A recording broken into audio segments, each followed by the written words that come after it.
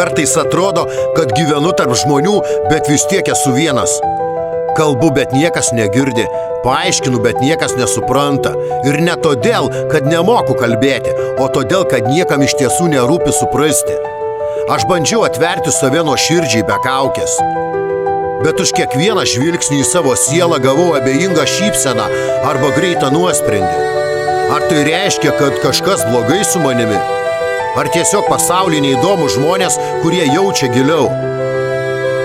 Neskauda būti vienam, skauda jaustis nesuprastam, kai esi apsuptas žmonių. Skauda, kai tavo skausmas atrodo kitiems per didelis, o tavo džiaugsmas per mažas. Kai tavo klausimai palieka juos be atsakymų, todėl jie renkasi tylą vietoj pastangų suprasti. Ir aš vis dar laukiu, ne stebuklo, netobulų žodžių, tiesiog akių, kurios matytų giliau, širdies, kuri pajustų, ką slepiu tarp eilučių. Laukiu kažko, kas ištars.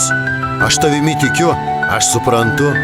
O kol kas rašau savo jausmus į tylą ir tikiuosi, kad kažkada kažkas tą tylą išgirs. Real Dreams.